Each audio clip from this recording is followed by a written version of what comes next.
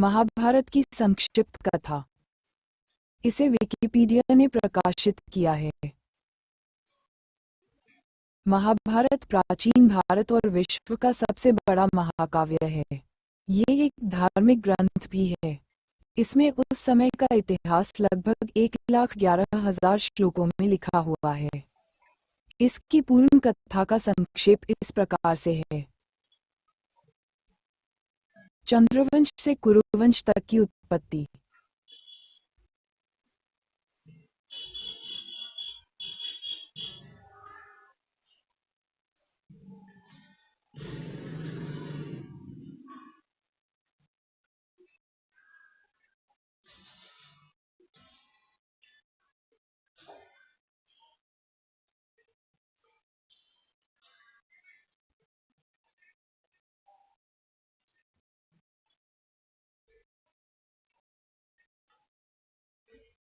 पुराणों के अनुसार ब्रह्मा जी से अत्रि, अत्रि से चंद्रमा, चंद्रमा से बुध और बुध से इलानंदन पुरुवा का जन्म हुआ।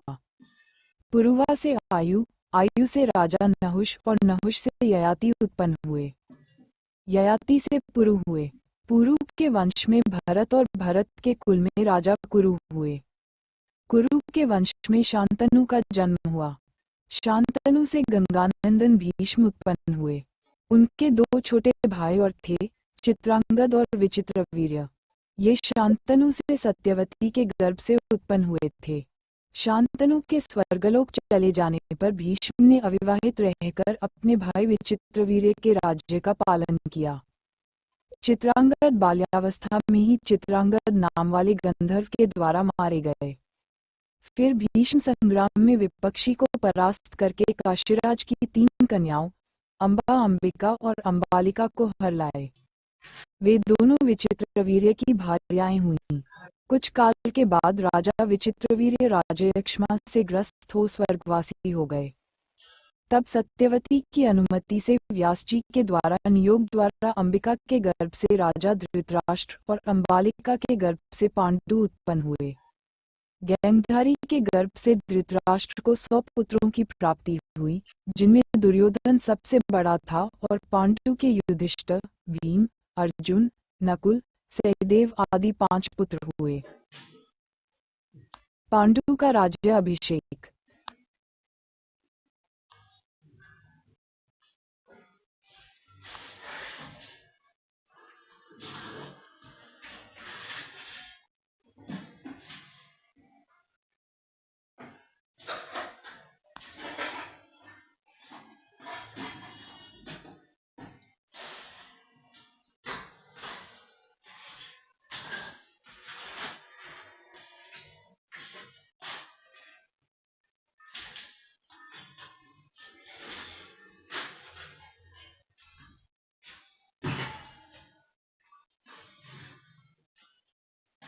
धृतराष्ट्र जन्म से ही अंधे थे, अतः उनकी जगह पर पांडु को राजा बनाया गया। इससे धृतराष्ट्र को सदा अपनी नेत्रहीनता पर क्रोध आता और पांडु से द्वेष भावना होने लगती। पांडु ने संपूर्ण भारतवर्ष को जीतकर कुरु राज्य की सीमाओं का यवनों के देश तक विस्तार कर दिया। एक बार राजा पांडु अपनी दोनों पत्नियों कुंती तथा माद्री के साथ आखेट के लिए वन में गए। वहां उन्हें एक मृग का मैथुनरत जोड़ा दृष्टिगत हुआ। पांडु ने तत्काल अपने बाण से उस मृग को घायल कर दिया। मरते हुए मृगरूपधारी निर्दोष ऋषि ने पांडु को शाप दिया, राजन, तुम्हारे समान क्रूर पुरुष इस संसार में कोई भी नहीं होगा। तूने मुझे मैथुन के समय बाण मारा है, अतः जब कभी भी तू मैथुनरत होगा तेरी मृत्यु हो जाएगी। इस शाप से पांडु अत्यंत दुखी हुए और अपनी रानियों से बोले, हे देवियों, अब मैं अपनी समस्त वासनाओं का त्याग करके इस वन में ही रहूंगा, तुम लोग हस्तिनापुर लौट जाओ। उनके वचनों को सुनकर दोनों रानियों ने दुखी होकर कहा, नाथ, हम आपके बिना एक क्षण भी जीवित नहीं रह सकती। आप हमें भी वन में अपने साथ रखने की कृपा कीजिए। पांडु ने उनके अनुरोध को स्वीकार करके उन्हें वन में अपने साथ रहने की अनुमति दे दी। इसी दौरान राजा पांडु ने अमावस्या के दिन ऋषि मुनियों को ब्रह्मा जी के दर्शनों के लिए जाते हुए देखा। उन्होंने उन ऋषि मुनियों से स्वयं को साथ ले जाने का आग्रह किया। उनके इस आग्रह पर ऋषि मुनियों ने कहा, राजन, कोई भी निसंतान पुरुष ब्रह्मलोक जाने का अधिकारी नहीं हो सकता, अतः हम आपको अपने साथ ले जाने में असमर्थ हैं। ऋषि मुनियों की बात सुनकर पांडु अपनी पत्नी से बोले, हे कुंती, मेरा जन्म लेना ही वृथा हो रहा है, क्योंकि संतानहीन व्यक्ति पितृ ऋण, ऋषि ऋण, देव ऋण तथा मनुष्य ऋण से मुक्ति नहीं पा सकता। क्या तुम पुत्र प्राप्ति के लिए मेरी सहायता कर सकती हो? कुंती बोली, हे आर्यपुत्र, दुर्वासा ऋषि ने मुझे ऐसा मंत्र प्रदान किया है जिससे मैं किसी भी देवता का आह्वान करके मनोवांछित वस्तु प्राप्त कर सकती हूँ। आप आज्ञा करें, मैं किस देवता को बुलाऊं? इस पर पांडु ने धर्म को आमंत्रित करने का आदेश दिया।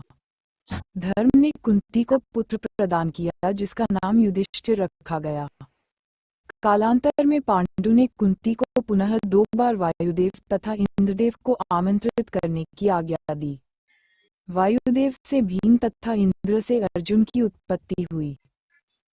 तत्पश्चात पांडु की आज्ञा से कुंती ने माद्री को उस मंत्र की दीक्षा दी। माद्री ने अश्विनी कुमारों को आमंत्रित किया और नकुल तथा सहदेव का जन्म हुआ। एक दिन राजा पांडु माद्री के साथ वन में सरिता के तट पर भ्रमण कर रहे थे। वातावरण अत्यंत रमणीक था और शीतल मंद सुगंधित वायु चल रही थी। सहसा वायु के झोंके से माद्री का वस्त्र उड़ गया। इससे पांडु का मन चंचल हो उठा और वे मैथुन में प्रवृत्त हुए ही थे कि शापवश उनकी मृत्यु हो गई।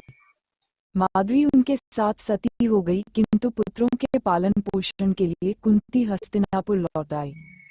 वहां रहने वाले ऋषि मुनि पांडवों को राजमहल छोड़कर आ गए। ऋषि मुनि तथा कुंती के कहने पर सभी ने पांडवों को पांडु का पुत्र मान लिया और उनका स्वागत किया। कर्ण का जन्म, लाक्षागृह षड्यंत्र तथा द्रौपदी स्वयंवर। जब कुंती का विवाह नहीं हुआ था, उसी समय उनके गर्भ से कर्ण का जन्म हुआ था। परंतु लोकलाज के भय से कुंती ने कर्ण को एक बक्से में बंद करके गंगा नदी में बहाया। कर्ण गंगा जी में बहता हुआ जा रहा था कि महाराज धृतराष्ट्र के सारथी अधिरथ और उनकी पत्नी राधा ने उसे देखा और उससे गोद ले लिया और उसका लालन पालन करने लगे। कुमार अवस्था से ही कर्ण की रुचि अपने पिता अधिरथ के समान रथ चलाने की बजाय युद्धकला में अधिक थी। कर्ण और उसके पिता अधिरथ आचार्य द्रोण से मिले, जो कि उस समय युद्धकला के सर्वश्रेष्ठ आचार्यों में से एक थे। द्रोणाचार्य उस समय कुरु राजकुमारों को शिक्षा दिया करते थे। उन्होंने कर्ण को शिक्षा देने से मना कर दिया, क्योंकि कर्ण एक सारथी पुत्र था और द्रोण केवल क्षत्रियों को ही शिक्षा दिया करते थे। द्रोणाचार्य की असम्मति के उपरांत कर्ण ने परशुराम से संपर्क किया, जो कि केवल ब्राह्मणों को ही शिक्षा दिया करते थे। कर्ण ने स्वयं को ब्राह्मण बताकर परशुराम से शिक्षा का आग्रह किया। परशुराम ने कर्ण का आग्रह स्वीकार किया और कर्ण को अपने समान ही युद्धकला और धनुर्विद्या में निष्णात किया।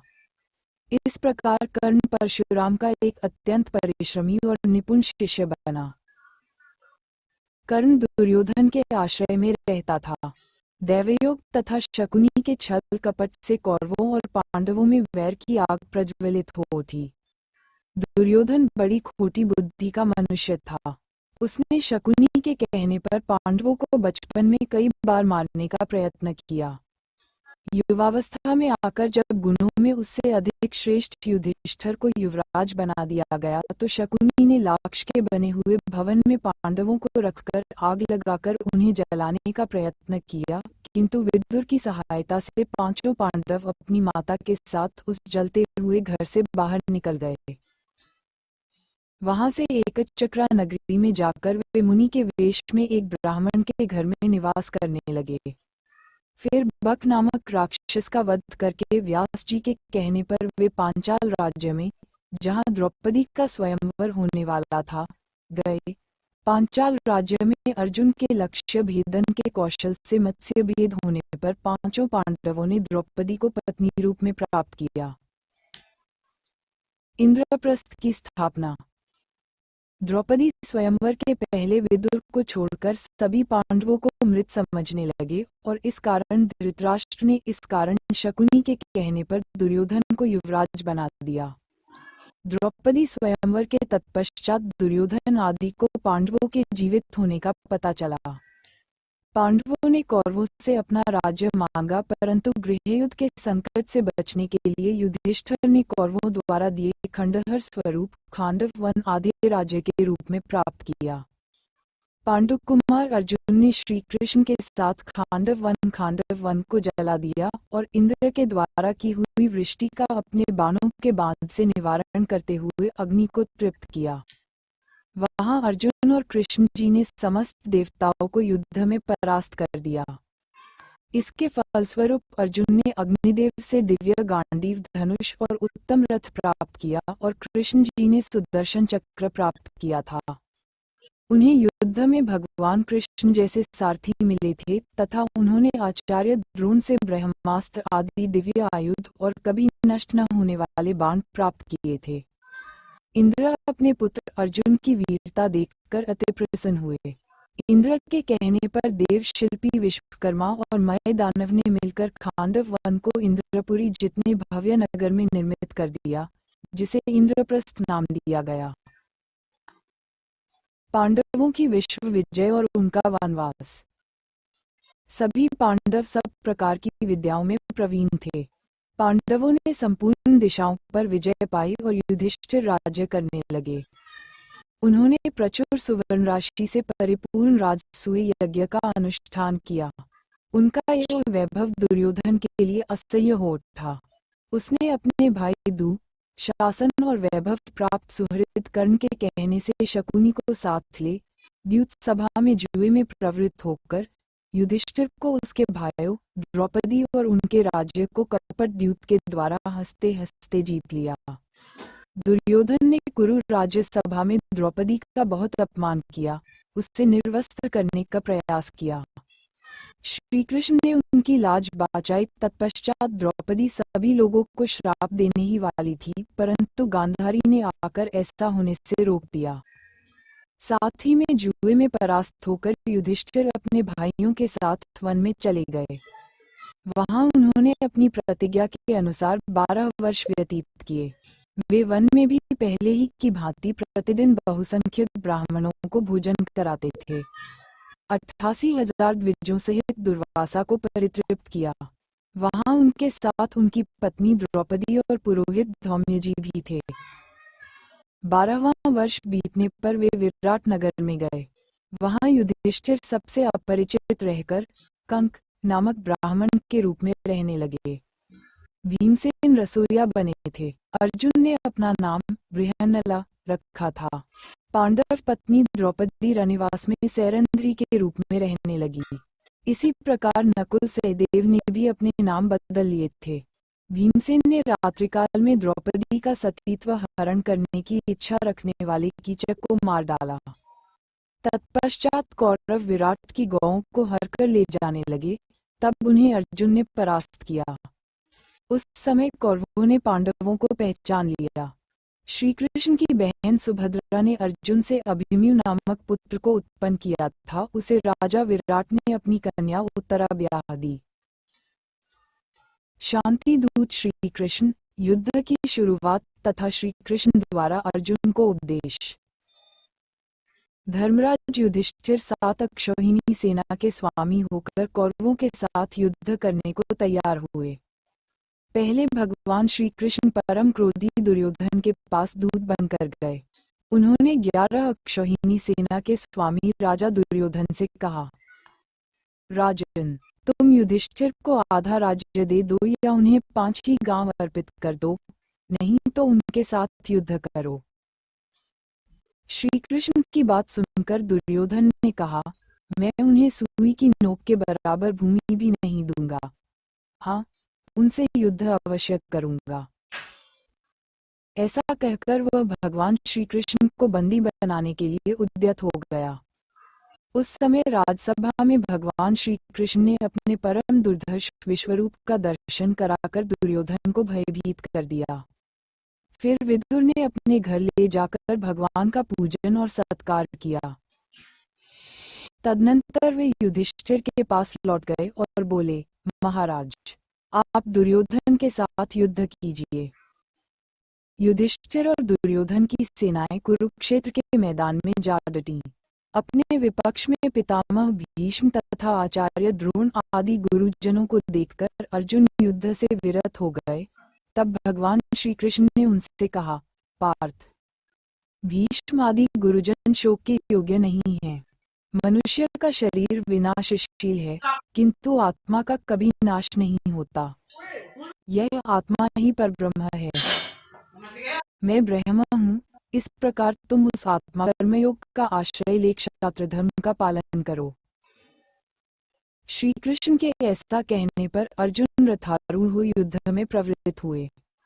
उन्होंने शंखध्वनि की। दुर्योधन की सेना में सबसे पहले पितामह भीष्म सेनापति हुए। पांडवों के सेनापति शिखंडी थे। इन दोनों में भारी युद्ध छिड़ गया।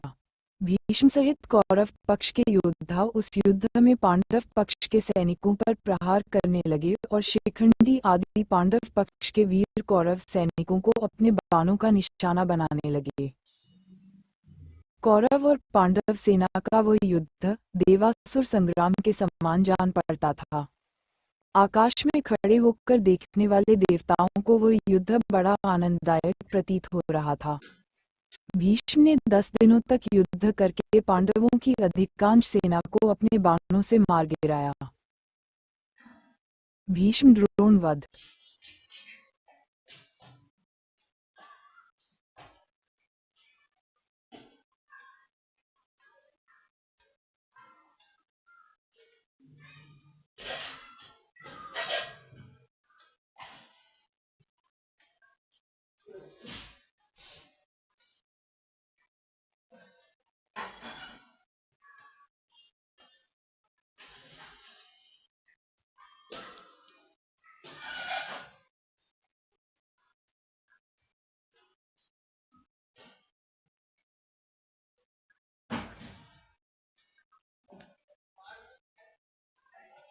दसवें दिन अर्जुन ने वीरवर भीष्म पर बाणों की बड़ी भारी वृष्टि की। इधर द्रुपद की प्रेरणा से शिखंडी ने भी पानी बरसाने वाले मेघ की भांति भीष्म पर बाणों की झड़ी लगा दी। दोनों ओर के हाथी सवार, घुड़सवार, रथी और पैदल एक दूसरे के बाणों से मारे गए। भीष्म की मृत्यु उनकी इच्छा के अधीन थी। जब पांडवों को यह समझ में आ गया कि भीष्म के रहते वो इस युद्ध को नहीं जीत सकते, तो श्री कृष्ण के सुझाव पर उन्होंने भीष्म पितामह से ही उनकी मृत्यु का उपाय पूछा। उन्होंने कहा कि जब तक मेरे हाथ में शस्त्र है तब तक महादेव के अतिरिक्त मुझे कोई नहीं हरा सकता। उन्होंने ही पांडवों को सुझाव दिया। शिखंडी पूर्व जन्म में अम्बा थी, इसलिए वो उसे कन्या ही मानते थे। 10वें दिन के युद्ध में अर्जुन ने शिखंडी को आगे अपने रथ पर बिठाया। शिखंडी को आगे देखकर भीष्म ने अपना धनुष त्याग दिया। उनके शस्त्र त्यागने के बाद अर्जुन ने उन्हें बाणों की शैया पर सुला दिया। वे उत्तरायण की प्रतीक्षा में भगवान विष्णु का ध्यान और स्तवन करते हुए समय व्यतीत करने लगे। भीष्म के बाण शैया पर गिर जाने के बाद जब दुर्योधन शोक से व्याकुल हो उठा, तब आचार्य द्रोण ने सेनापतित्व का भार ग्रहण किया। उधर हर्ष मनाती हुई पांडवों की सेना में धृष्टद्युम्न सेनापति हुए। उन दोनों में बड़ा भयंकर युद्ध हुआ, जो यमलोक की आबादी को बढ़ाने वाला था। विराट और द्रुपद आदि राजा द्रोण रूपी समुद्र में डूब गए। उस समय द्रोण काल के समान जान पड़ते थे। इतने ही में उनके कानों में यह आवाज आई कि अश्वत्थामा मारा गया। इतना सुनते ही आचार्य द्रोण ने अस्त्र शस्त्र त्याग दिए। ऐसे समय में धृष्टद्युम्न के बाणों से आहत होकर वे पृथ्वी पर गिर पड़े। कर्ण और शल्यवध।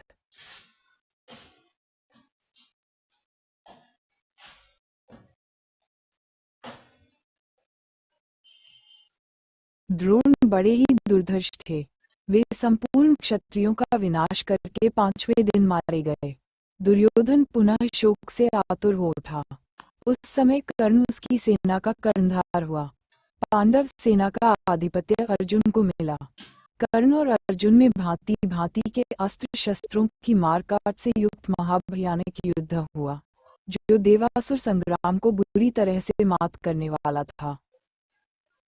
कर्ण और अर्जुन के संग्राम में कर्ण ने अपने बाणों से शत्रु पक्ष के बहुत से वीरों का संहार कर डाला। यद्यपि युद्ध गतिरोधपूर्ण हो रहा था, लेकिन कर्ण तब उलझ गया जब उसके रथ का एक पहिया धरती में धंस गया। वह अपने को मिले दैवी अस्त्रों के प्रयोग में भी असमर्थ हो जाता है, जैसा कि उसके गुरु परशुराम का श्राप था। तब कर्ण अपने रथ के पहिए को निकालने के लिए नीचे उतरता है और अर्जुन से निवेदन करता है कि वह युद्ध के नियमों का पालन करते हुए कुछ देर के लिए उस पर बाण चलाना बंद कर दे।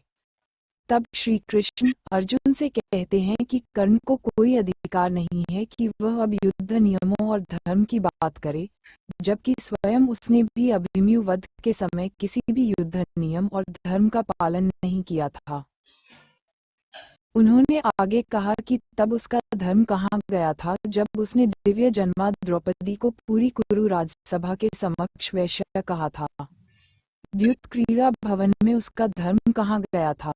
इसलिए अब उसे कोई अधिकार नहीं कि वह किसी धर्म या युद्ध नियम की बात करे, और उन्होंने अर्जुन से कहा कि अभी कर्ण असहाय है, इसलिए वह उसका वध करे। श्री कृष्ण कहते हैं कि यदि अर्जुन ने इस निर्णायक मोड़ पर अभी कर्ण को नहीं मारा तो संभवतः पांडव उसे कभी भी नहीं मार सकेंगे और यह युद्ध कभी भी नहीं जीता जा सकेगा।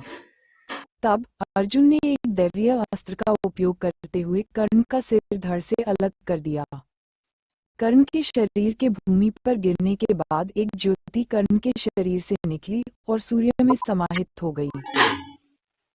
तदनंतर राजा शल्य कौरव सेना के सेनापति हुए, किंतु वे युद्ध में आधे दिन तक ही टिक सके। दोपहर होते होते राजा युधिष्ठिर ने उन्हें मार दिया।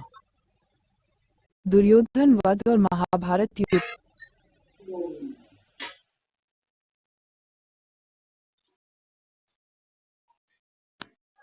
की समाप्ति। गिराया। दुर्योधन की प्रायः सारी सेना युद्ध में मारी गई थी। अंततोगत्वा उसका भीमसेन के साथ युद्ध हुआ। उसने पांडव पक्ष के पैदल आदि बहुत से सैनिकों का वध करके भीमसेन पर धावा किया। उस समय गदा से प्रहार करते हुए दुर्योधन के अन्य छोटे भाई भी भीमसेन के ही हाथ से मारे गए थे। महाभारत संग्राम के उस 18वें दिन रात्रिकाल में महाबली अश्वत्थामा ने पांडवों की सोई हुई एक अक्षौहिणी सेना को सदा के लिए सुला दिया।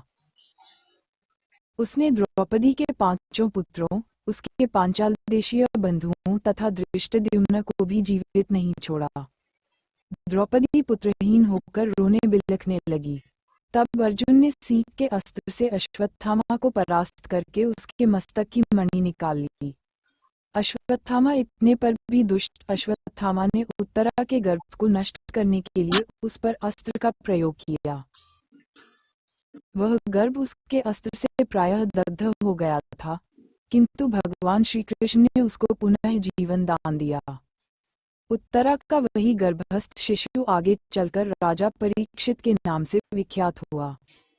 कृतवर्मा, कृपाचार्य तथा अश्वत्थामा ये 3 कौरव पक्षीय वीर उस संग्राम से जीवित बचे। दूसरी ओर 5 पांडव, सात्यकी तथा भगवान श्री कृष्ण ये 7 ही जीवित रह सके, दूसरे कोई नहीं बचे। उस समय सब ओर अनाथा स्त्रियों का आर्तनाद व्याप्त हो रहा था। भीमसेन आदि भाइयों के साथ जाकर युधिष्ठिर ने उन्हें सांत्वना दी तथा रणभूमि में मारे गए सभी वीरों का दाह संस्कार करके उनके लिए जलांजलि दे धन आदि का दान किया। तत्पश्चात कुरुक्षेत्र में शरशैया पर आसीन शांतनु-नंदन भीष्म के पास जाकर युधिष्ठिर ने उनसे समस्त शांतिदायक धर्म, राजधर्म, मोक्ष धर्म तथा दान धर्म की बातें सुनी। फिर वे राजसिंहासन पर आसीन हुए।